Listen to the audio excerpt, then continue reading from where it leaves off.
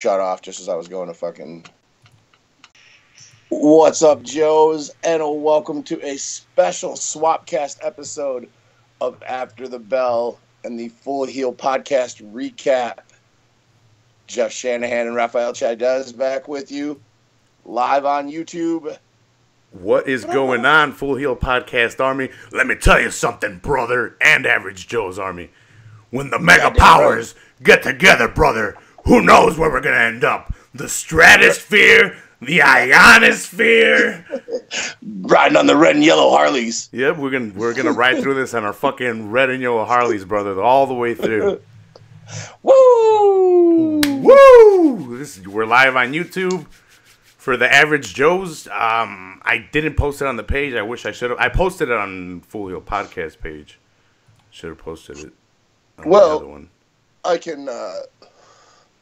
can share the link from the Full Heel Podcast page onto the Average Joes right now. Well, let me give you the actual, because I think it's a closed group. Let me give you the actual link. Yeah, send me the link real quick. The actual live stream link. That way we can get as many people as we can in on this fucking UFC 223 breakdown, because this was a fucking card, dude. Imagine if we would have had the original card. Dude, I would have shit myself. I would have shit myself with happiness. If Ryan wouldn't have fucked us all out of a night of amazing fights. Way to go, Ryan. Then you didn't even show up to take your atonement. That's a true gypsy. That is a true gypsy. It's a true motherfucking gypsy. He couldn't even show up to take his atonement. So, what would you grade this card, even though with all the fallout and everything? I'd give it an A+, dude. I was going to say I'd give it a high B, low A. High B, low A? Yeah, high B, low A. I would even go maybe even just like a solid A, but probably low B. Or high B, sorry. High B, low A. It was a good card. Really good card. It's, I guess let's just fucking, well, before we dive right into it, looky what I got. It's a special occasion. Oh! I wanted to roll a little cannon just because you like rolling little cannons all day. So I decided to match you. I didn't give you a warning, so if you don't have one, in your face, brother, full heel. I don't have one. Damn, I full healed your ass. I've smoked like 7 or 8 joints tonight, so. Ay. Oh, yeah, damn! I didn't even think about that because you had like a fight companion. Yeah, I had the boys over for fight night. Yeah, I missed that, but you know what? I'm kind of liking watching the fights by myself again. I'm not gonna lie, I actually have time to focus on the fights, take my notes. I was scoring them before, but now I get to really, really score them and actually write down why. So. Let me tell you something, brothers. You guys fucked up, because I'm fucking falling in love with watching the fights by myself again. And then I'm super excited for doing this now. So hell yeah, dude. Dude, my heart's beating. I'm super excited. I gotta light this bitch up. I don't have a joint, but I got a little fucking glob of some fucking goddamn. Little Earl. Goddamn. Little Earl for the YouTubes. Hopefully I'm not going to get too coughing too much with this whole joint. Because, dude, I was packing it. I don't know what your technique is, but I kind of took it. Well, I kind of do I do know what your technique is, so I kind of took it. Just rolled the fatty and left the ends kind of loose. Stuffed the filter in one of the ends, and then just crammed it with like a flat end nail. Yep. And then just sealed it up. And I'm probably going to do a tutorial online for people that want to learn how to roll joints and want to learn it from Donkeytron. Even though I'm not the best, it's a pretty solid joint. Dude, let's do one when I come down. Let's do one together. I got 2 cameras. I can focus one on you, focus one on me, just like this. Bro, let's do a fucking joint. Let's do a joint rolling tutorial. I'm down. What else do we got to do on Friday and Saturday afternoon? Yeah, I'm down for that shit, dude. All right, I'm gonna move my mic real quick. Take a little dab for YouTube. Yep. But yeah, so thanks a lot for joining us. I think we should get right into it because it was a hell of a card. It was a hell of a card. It was a hell of a card. Do you want to, I guess, get back? Do you want to rewind it? You want to start at the end, or do you want to start at the beginning? Where do you want to kick it off at? I guess we should just start at the Khabib Iaquinta, but I was thinking we should kind of give like a little backstory, just because I haven't talked about it on a Full Heel podcast, and just for people that don't know what's going on and what's happened with the card and what's fallen apart and why we got what we got at the end. Well, I mean, essentially it all boils down to it's Ryan Dempsey's fault. All of it. That gypsy, bro. It's that gypsy magic. Ryan put the fucking gypsy curse, aka the Dempsey death touch, on the fight or on the card, and then so Easter Tony gets hurt. Max is in on 6 days' notice. On 6 days' notice, having to lose 26 pounds, coming off an ankle injury. Yeah, coming off of an injury, and then Thursday.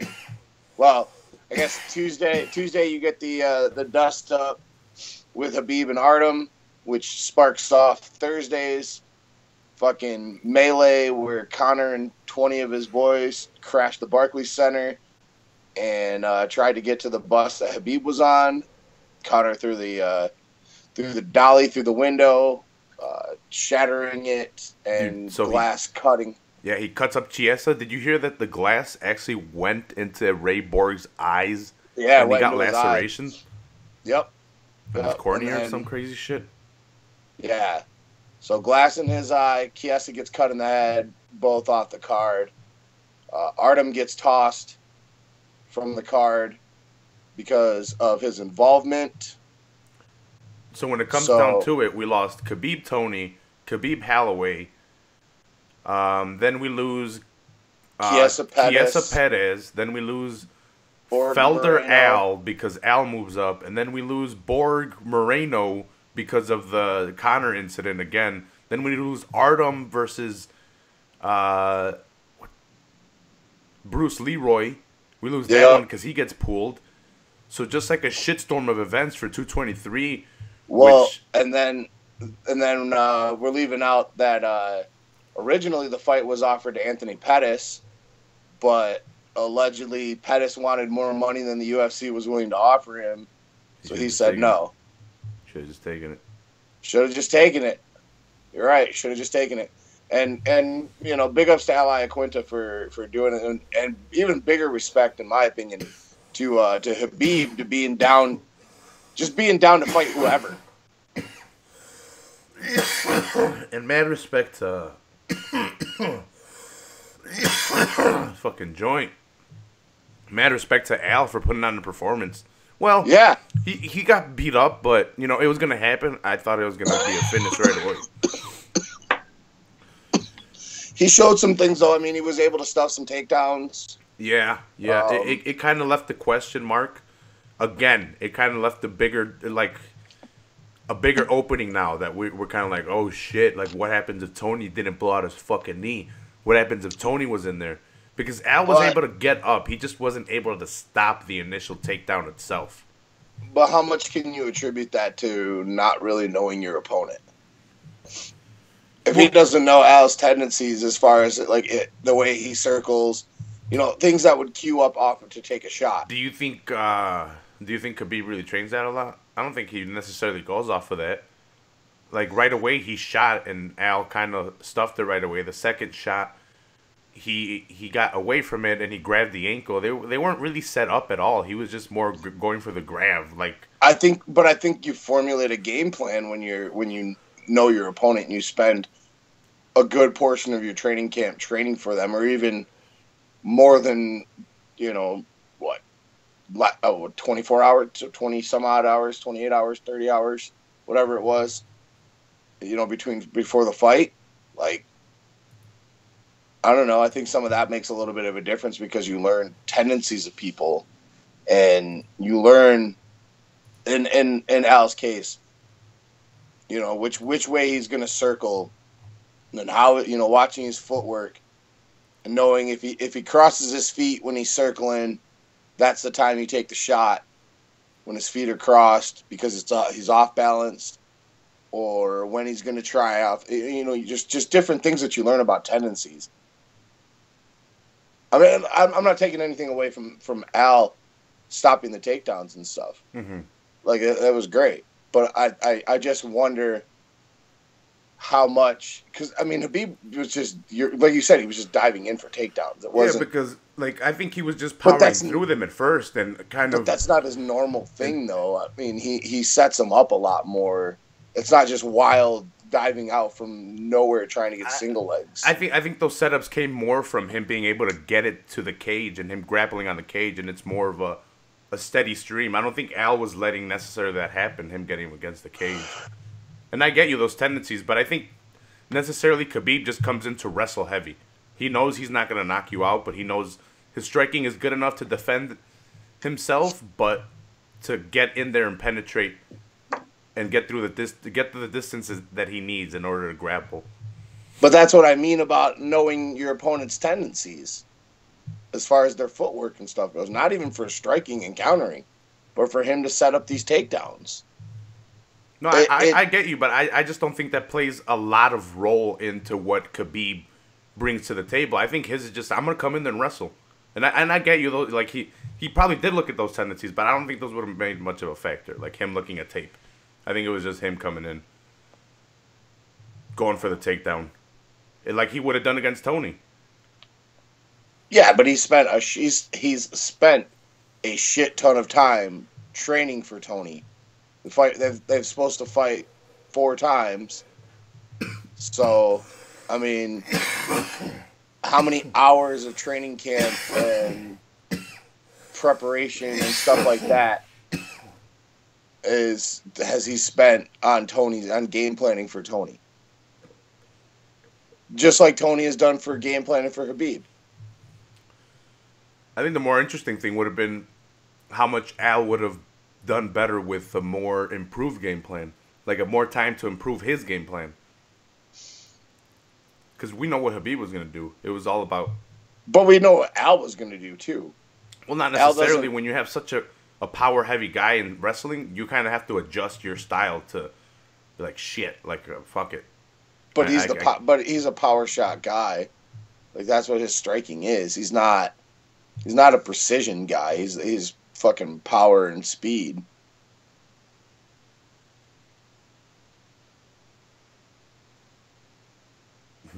I don't know what we're trying to get at, to tell you the truth. I don't either. I don't know how much difference it would have made for Al. I think Al would have benefited a lot more than Khabib would have. That's what I'm trying to get at. I don't think Khabib would have benefited. I don't think Khabib benefited too much from any tape he would have looked at. I think Al would have had a lot better chance of benefiting whatsoever from looking at tape. Well, I mean, Al was already training for a ground and pound heavy fighter. That's Felder. I mean, Felder is, ground and pound you out and try to get the submission. Yeah, but, like, again, I don't know what we're arguing because Khabib has a lot different tendencies than a normal wrestler, like that what Felder would have brought to the table.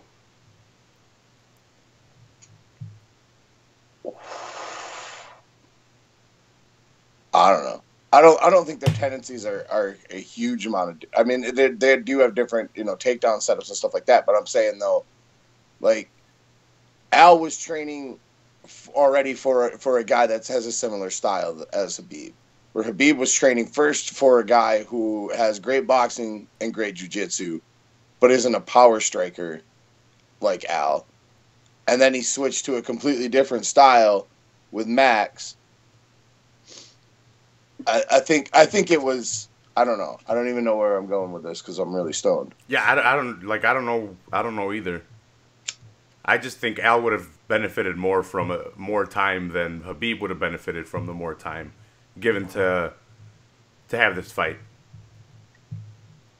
Just because I think Al had to alter his style, and Khabib didn't alter his style. Khabib just would have altered his takedown style, like how he was going to come in with a takedown. Al had to figure out how to get away from the takedowns, how to get out of there, and then how to implement his training. That's okay. So that's what I was saying. He was already training for that kind of fight anyway, though, where Khabib wasn't training for somebody who was Al's style. That's where I think it would have benefited him having more time, because he wasn't training for somebody in that style of the way that Al fights, where the opposite, where Al was training for somebody who's trying to take him down a lot and is a ground and pounder. Yeah, but what I'm trying to say is Khabib wasn't going to change his style whatsoever for anybody. Like, but neither did Al. Didn't have to change his game plan for his fight much either, though. Is what I'm saying. I think because he was already fighting. I think he would have, because, like I said, the wrestling styles differ a lot. This was a sambo heavy style versus a regular MMA style, which I think is different. But essentially it's the same. They do the same things. Felder tries to take him down, control on the ground, and ground and pound him out to get to a submission. Khabib takes you to the ground, holds you there, punches you in the face until you give up your back or you give up a Kimura. Like, it's very similar. Khabib is just much more dominant at what he does. But as far as game planning, stop a takedown, get off the ground, don't give up your back. Like, it doesn't really change much from one to the other. It's just when Khabib's coming, okay, now I got to know that I'm not going to have an easy time getting up. I'm going to have to work harder. So in that aspect, yeah, a little more training time would have probably, but I don't think it would have made any difference, because Khabib is just that dominant on the top.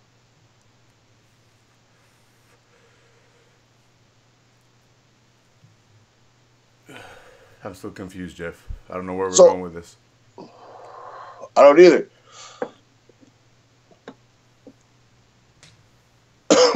I don't even know where we are right now. We're Khabib, Iaquinta, that's where we're at. But, Al had a lot of success. Well, not a lot of success, but that's where he was having the success. The first minute of every round. And I think it started getting longer as the fight but like, even that wasn't enough. Khabib was outlanding him every round. He was getting the takedowns. But as the rounds went on, I think Al learned how to stop the takedown. And then, well, it was, I think, a combination of that and Khabib getting tired. Yeah. But it was a different fight after the third round. And then he kind of just took him down in the fifth again and relied on winning the fifth by that. But he did outstrike him, and I didn't see any rounds go towards Iaquinta.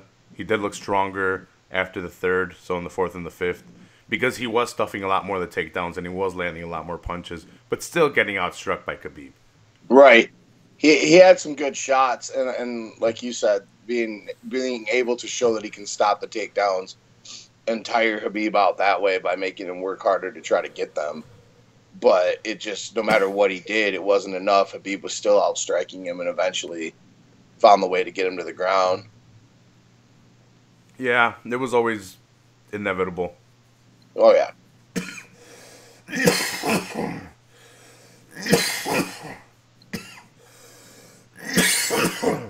Ooh. But now it sucks even more that we didn't get Tony versus Khabib. Because what happens if he would have been able to stuff the takedown early on, and we would have been able to see that that striking exchange between both of them? I think he would have gotten takedowns, but I think this guy's ground game with sweeps and submission attempts, I think it would have been a lot more heavy than this guy. I think he would have been able to get up a lot more. I think he would have been able to take advantage of that, especially Khabib getting tired later on. Yeah, if it would have gone that way. I think Tony would have had the cardio advantage. Yeah, it would have been interesting to see, because it definitely it could have been a different fight after round 3, especially someone with a higher skill set as a guy like Tony, and that's why it was such a fucking wanting fight to see. The only thing is the question is that would Tony be able to take advantage of that? Because I don't know if the areas where Khabib's going to get Tony to the ground are going to be advantageous to him, because he's he's good off of his guard. Uh-huh. And then, in his guard, he can either hit you with triangles, like he did against Kevin Lee, or elbows into triangles and stuff like that if you're resting. But how much time did he spend in Iaquinta's guard? Well, Iaquinta was giving his back a lot, and he was causing scrambles, which you have to do in order to get up. You can't be on your back and get up. It's really hard, especially when the guy's in your guard. So Al was doing the right thing. He almost got choked out a lot, and he had a lot of squeezes above his chin. They weren't sunk in, but that's because he was scrambling and giving up his back. But that's because that was the only way to get up. And I think Tony using his sweeps and attacks, not necessarily just going like, I'm gonna submit you. I'm gonna attack you to get up. I think it would have been a lot more interesting. But we haven't seen Tony in a position where somebody is in that much of a dominant control position. Yeah, like I said, it would have been interesting to see, though. Oh, it would have been interesting to see, but I don't know how he would have reacted because his power and control, his ability to sweep, all of that comes from his guard and half guard position. And that we barely saw Khabib in half guard much because he was always passing either straight onto the legs and climbing up in the mount, or very quickly transitioning into side control before trying to get into the mount, and that's where the scrambles happen.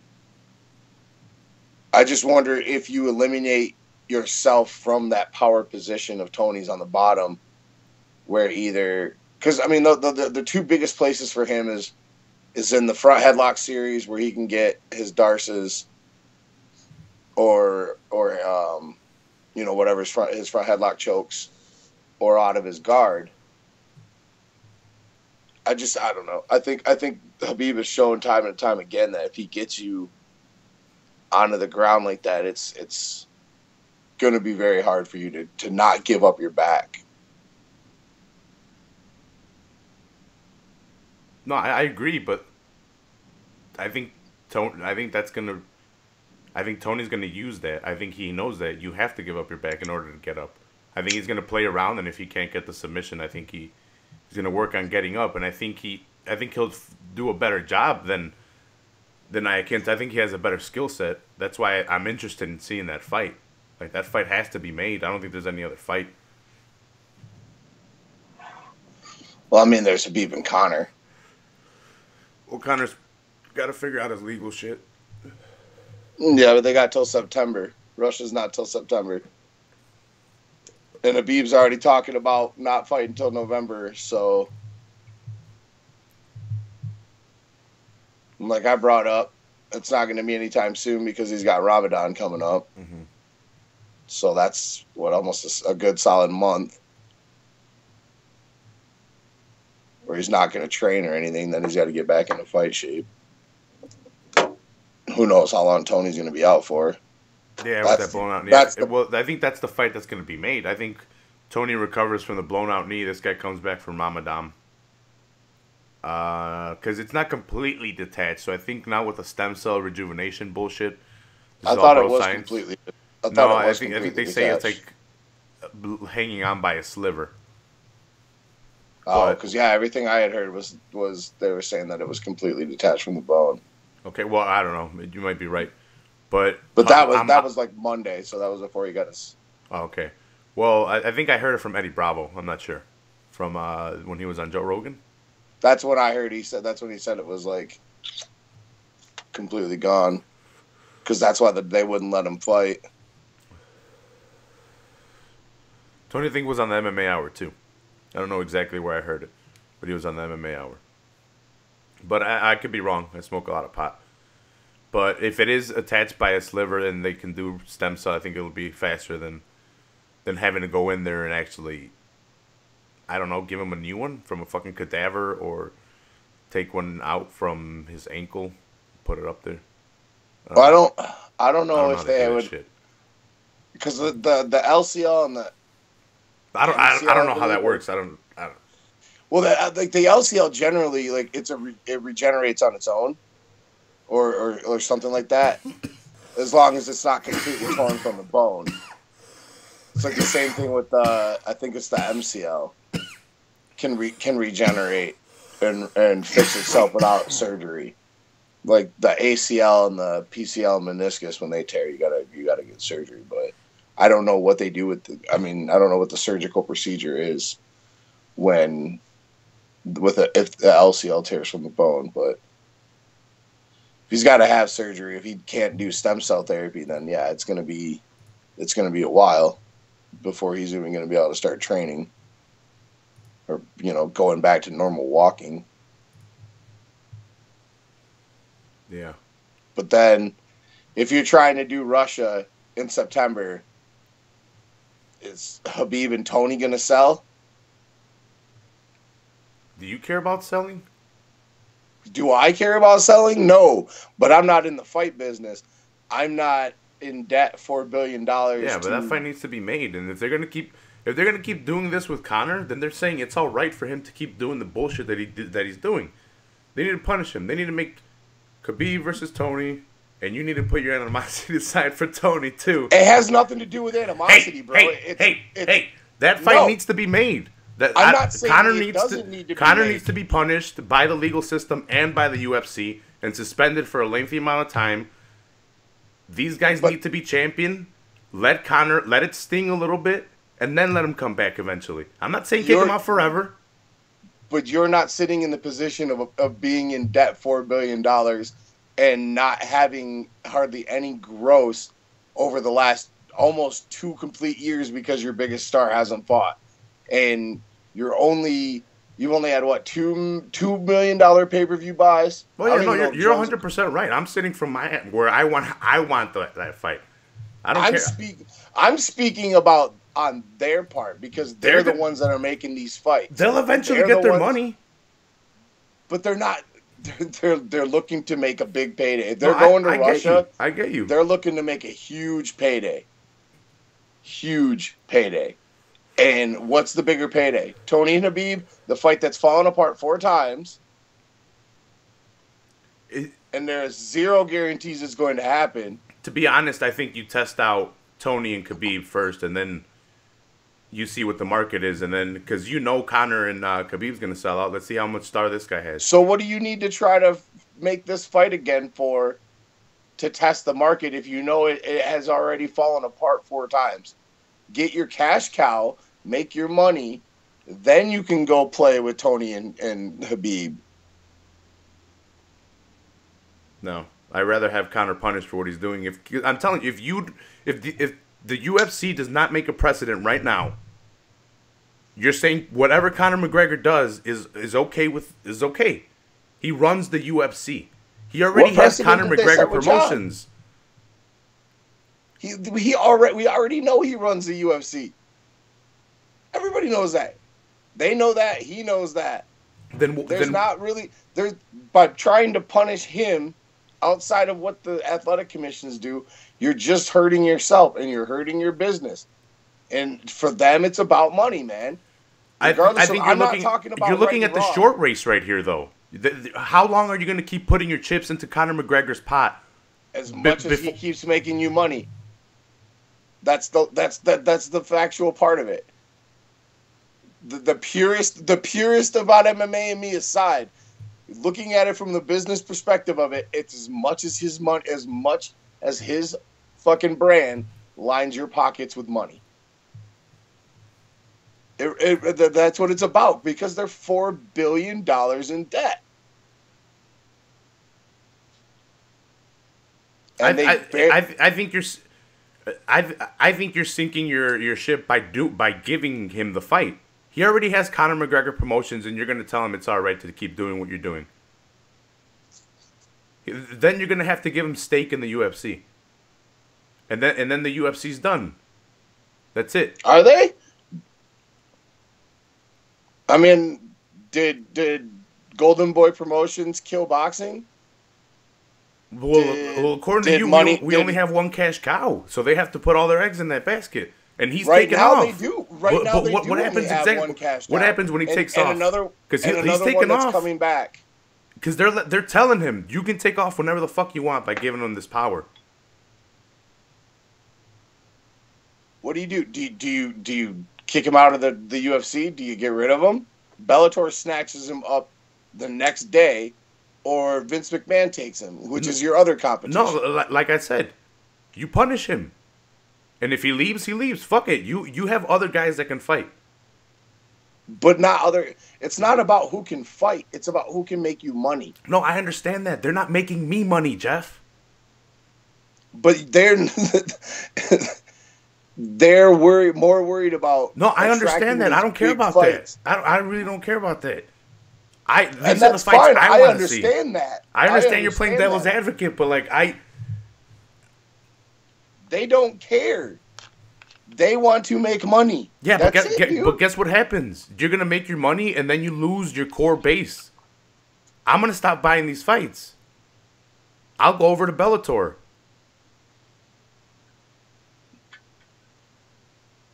I mean, that's a choice you can make, but I don't think it's going to really affect it because people are still going to watch every time he fights.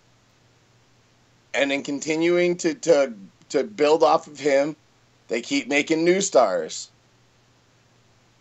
And when Nate Diaz finally decides to poke his head around and come back out to fight, that's going to draw a bunch of people back to watch. The UFC has the power to punish him. They have the superstars and they have the people to put it in place. But what are they going to do to him, man? What kind of punishment are they going to give him? Like I said, suspend him and let these guys trot around with the belt while he's suspended for like 6 months after his legal stuff. Not right now while his legal stuff is going on, and he could serve it while his legal shit is going on. Do it after. Okay, so even if you suspend him for 6 months, he fights the fight's supposed to take place in September. So you got May, June, July, August, September. That's 5 months. They're not going to suspend him for 6. They may give him 4 or 3. But they're not going to take away that payday. I know they're not, but they should, because I'm telling you they're fucking themselves in the ass.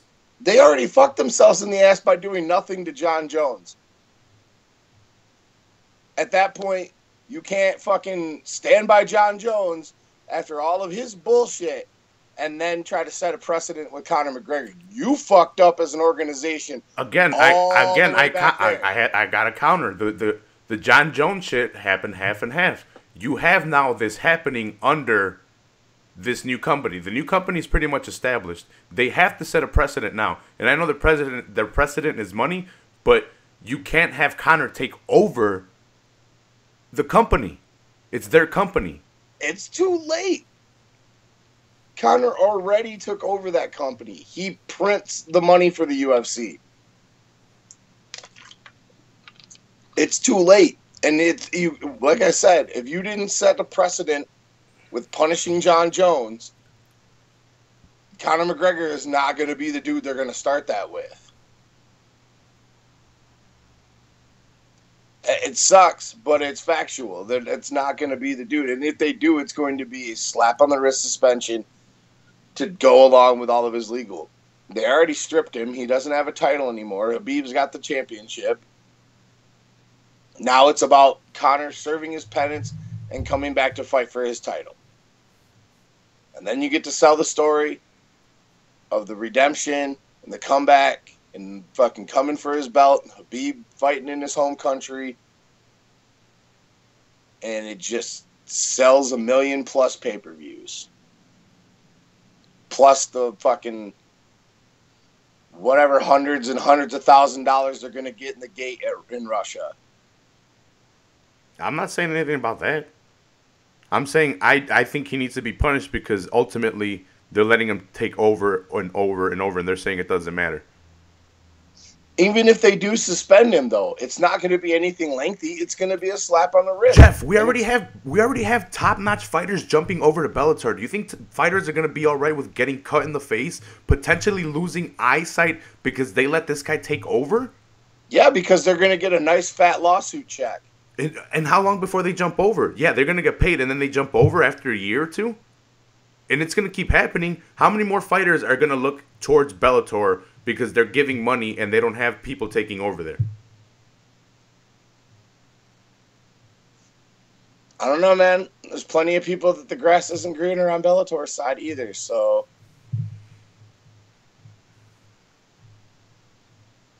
It is what it is, man. Like, I mean, I'm with you in your opinion of it, but the trying to look at it from that kind of angle is just gonna make you angrier.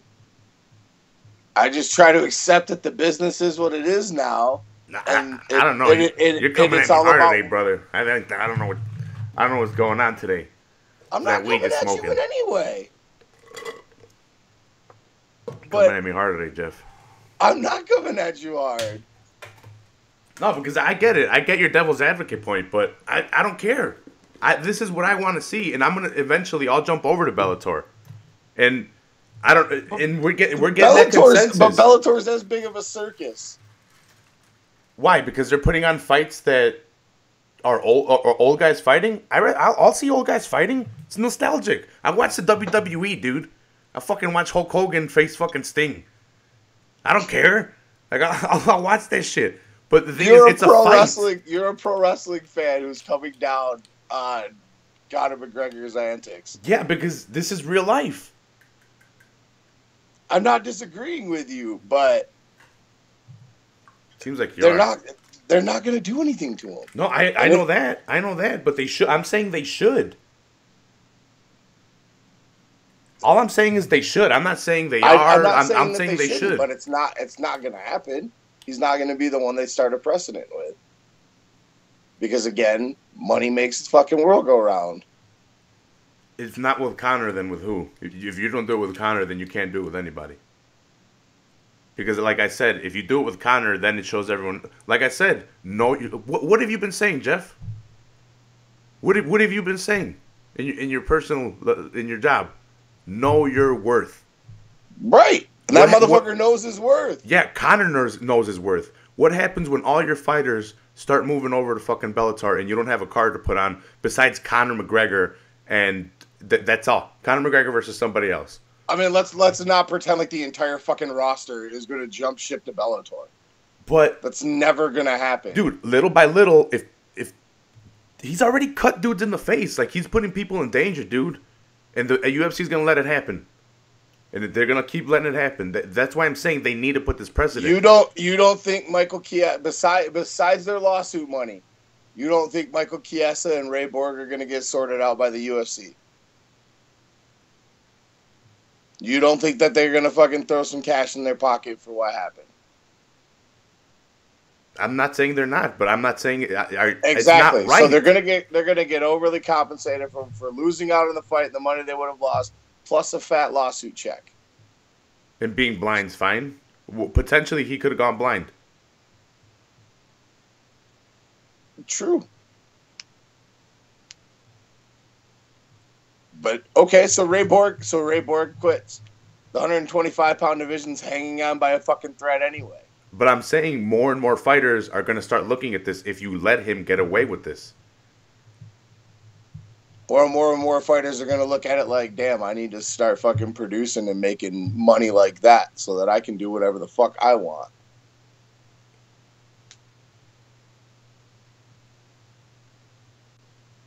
Some guys are looking at it from a completely different angle, man.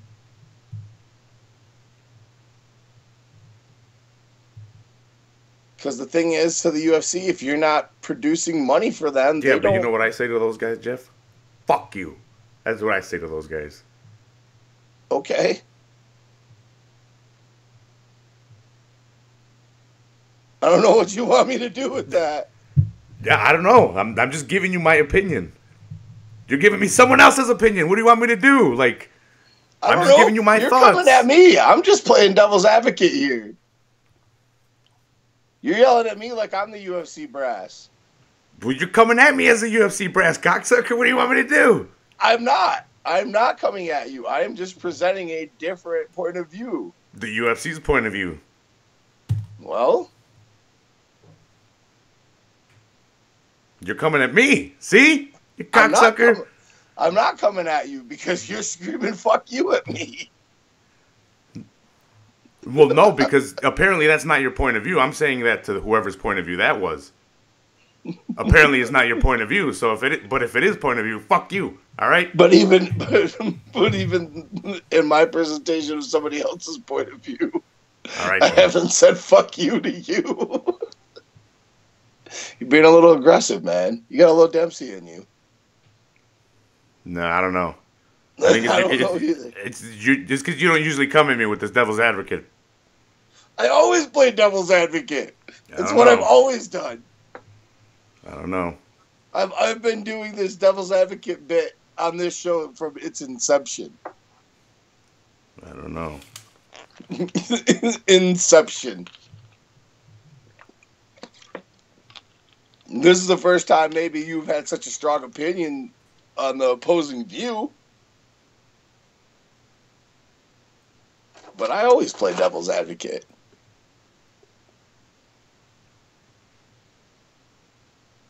I get where you're coming from, and I'm not disagreeing with you at all. Well, see, here's the thing. I don't know where you're coming from. I know I get your devil's advocate point, so I don't know where to go from here. Like, I'm giving you my opinion, but that, like, me personally, honestly, I don't really care either way. Like, it's not. I'm not that upset about the whole situation. I mean, I think other people getting hurt that weren't involved in the situation sucks, and it's really fucked up. And it sucks that we lost fights because of it, but the actual actions of it itself, whatever. Like, I guess it's a lesson. Don't fuck with somebody's friend when they're a fucking crazy Irish person, because we're nuts.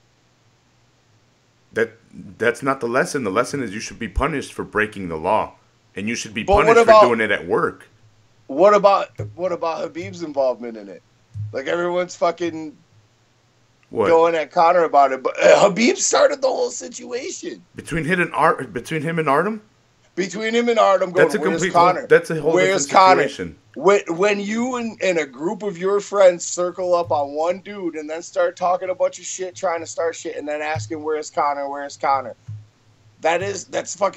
that's taking a lighter to a fucking fuse and trying to start a situation. Whether the reaction is wrong or right, they did that trying to get a reaction. I get that he ignited the thing, but that reaction does not warrant anything whatsoever like that. He went up to him and he asked him, "Yeah, where's Conor?" But he asked him like a fucking man, "Where's Conor?" He didn't. Was it really like a man though? When a bunch of you and a bunch of dudes circle up? He didn't beat him up. He didn't throw a fucking dolly at him. He didn't fucking try to throw objects at him for asking him where Conor was. But it's not being a man when you and a bunch of your boys go. To me, that is because they could have easily just swarmed him like they easily do all the time. Sure, they could have easily swarmed him, and then Khabib would have lost his biggest fucking fight by throwing a punch in a hotel room. But they still went there to try to act tough and punk out fucking Artem. I don't know the whole situation. They could have just run into each other. But to me, when he's like, "Where's Conor?" Like I said, they could have easily swarmed him. Where's Conor? They kind of did swarm him. No, by swarm him, I mean attack him. What did Conor do? Conor came and attacked. Conor didn't come and say, "Hey, where's Khabib? You guys stay back there or behind me. Don't jump in." Conor came in with his guys knocking over stuff, throwing stuff, multiple guys doing it, and attacking multiple people. They even attacked security guards. As a reaction to what was started in the first place. What, asking where's Conor? To me, if you put those situations side to side, you're just focusing on him saying where's Conor. It's the entire action of it. You know what the fuck he was trying. Yeah, he was intimidating him. Right. You're setting. He didn't even have to do that. That situation in itself could have been avoided, and the whole thing would have never fucking popped off. Khabib took it upon himself to go and start that situation. Whether he anticipated that kind of reaction or not aside, because that reaction was not the fucking right way to handle and the right reaction. But hey, whatever. He's a crazy fucking Irish person. You don't fuck with his friends and family. But from the jump, that situation didn't even need to happen because Khabib and his crew didn't have to even try to start that shit. That was just trying to fucking puff your chest out and take a piss on something and act like you're the biggest dog in the yard. The whole thing could have never happened by Khabib and his crew not fucking with Artem. That's my take on it. Disagree with it if you want, but that's fine. But I think it could have all easily had been avoided had they not even started that situation in the first place.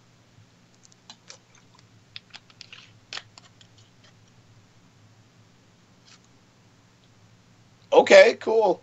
Good talk. I got nothing. I gave you my point. I got nothing. I got no rebuttal. Okay. You want to talk about something else? Yeah. Because I'm done talking about Conor. You brought it up.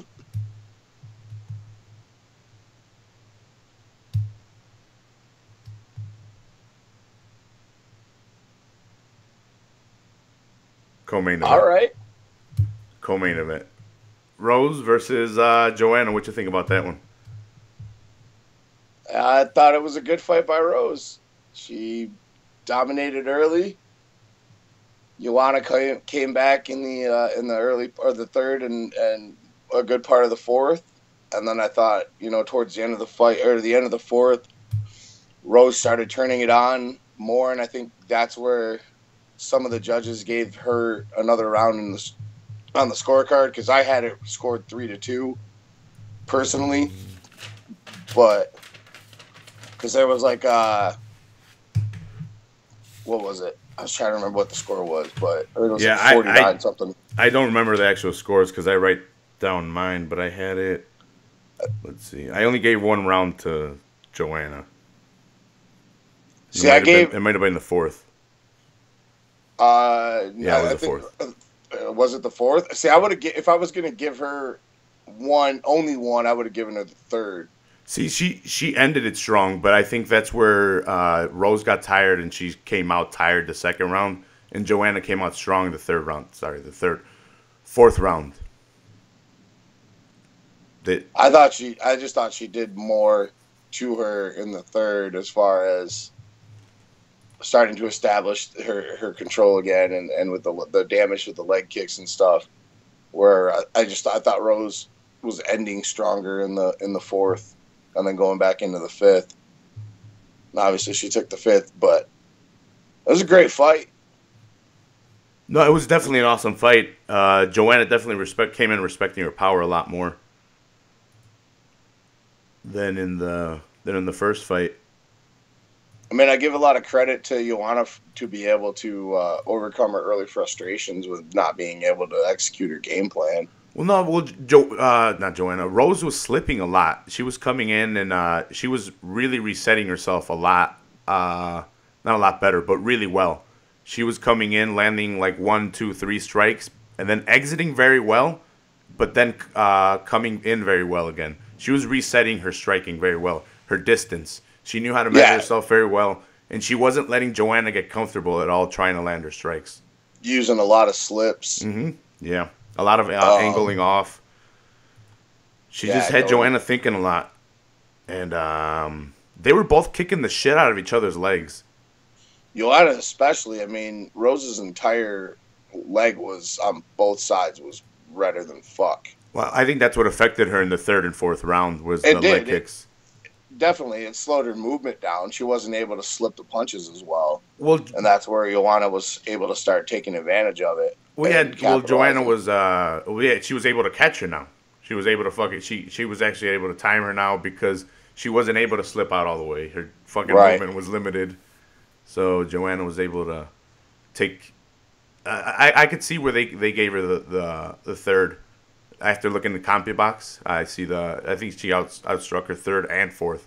I gave her the fourth, but I just saw her come. I think it was more even in my eyes just because I saw half and half for Rose and then half more towards the end for Joanna, and that's where I definitely saw her picking up. And then she came on strong fourth, but in the fifth, we saw Rose going back to the game plan's efficiency. And then I think she landed the takedown towards the end.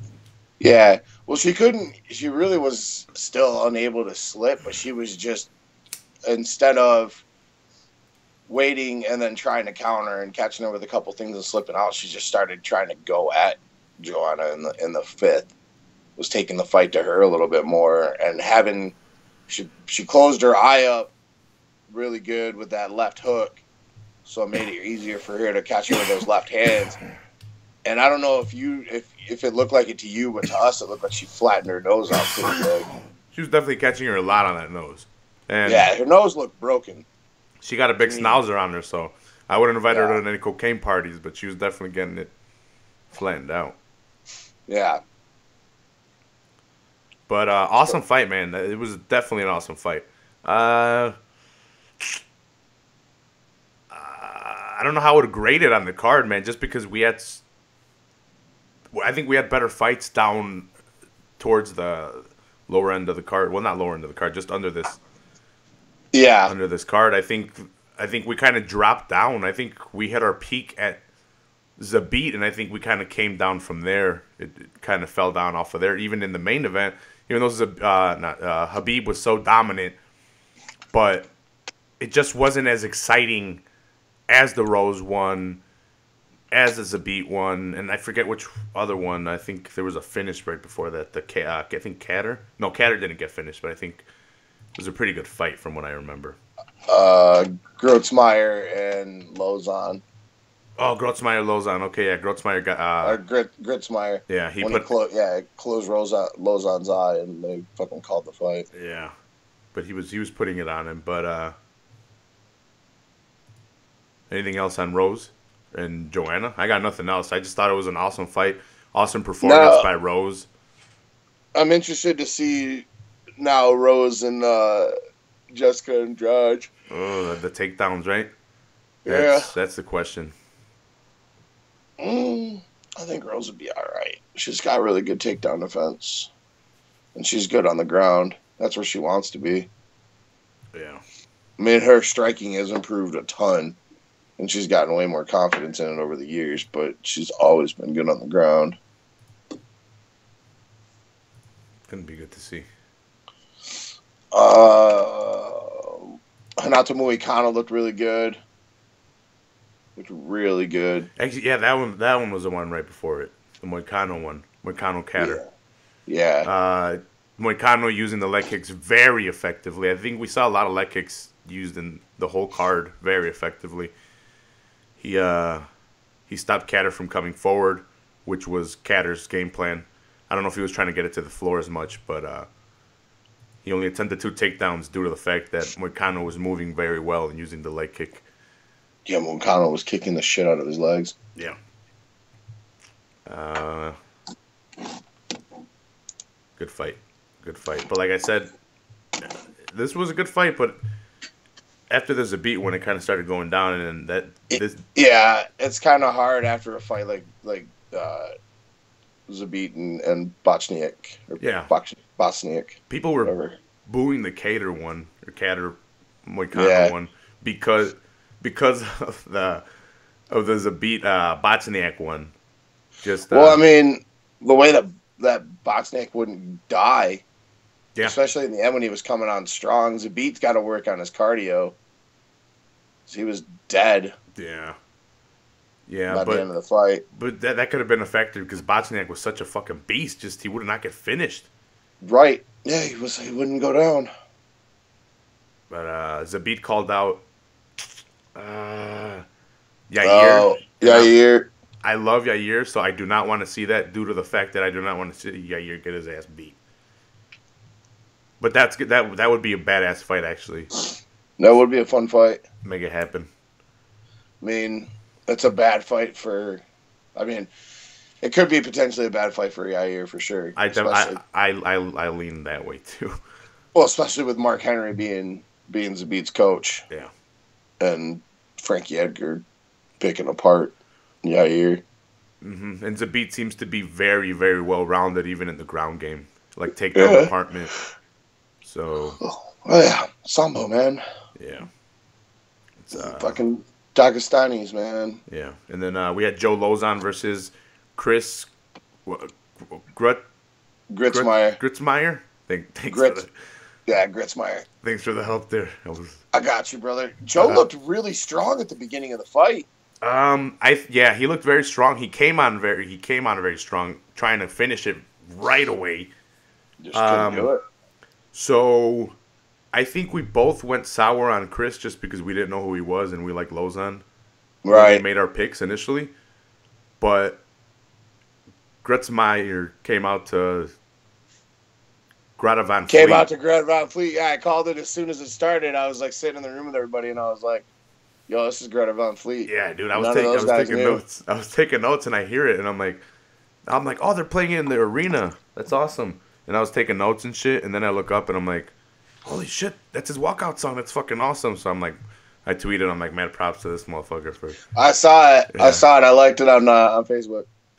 Yeah, because I love me some Greta Van Fleet recently. I'm on their nuts. Goddamn right. I'm on their bandwagon. Shout outs to Michigan. Goddamn Flint, right. Michigan? Detroit, Michigan. Detroit. But, yeah, Joe Lauzon, they have to end the fight after the second because his eye closed up pretty bad. I was honestly surprised Mergliata didn't stop it before the end of the first. Yeah. He looked like he wanted to, but wouldn't pull the trigger. Mm-hmm. Then we had Karolina Kowalkiewicz versus Felice Herrig. Did I say that right? Here, different ways. Because I always thought it was Kowalkiewicz, but Joe always says Kowalkiewicz. But I don't know, man. Yeah. I say Kowalkiewicz, but that's the way I'd heard it before. This was a pretty exciting fight as well. It was a good fight. Yeah. It was a really good fight. Felice has looked really good mm-hmm.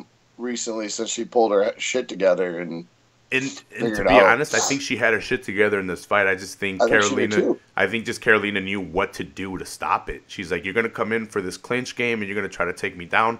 I'm going to stuff the takedown, work the clinch, and throw these fucking elbows in your face, bitch. She was fucking elbowing the shit out of Felice. But Felice was coming on strong, though. She was tough. And Felice is tough as hell. She's won me over recently. I think she came in with a bitchy attitude from the Ultimate Fighter. I saw her on there. And then she came in losing. And then recently, over her past 4 or 5 fights, she's put on strong performances. I am not impressed by your performance. And but this time I have been. So she's been winning me over recently. But yeah. I still gave it to Karolina.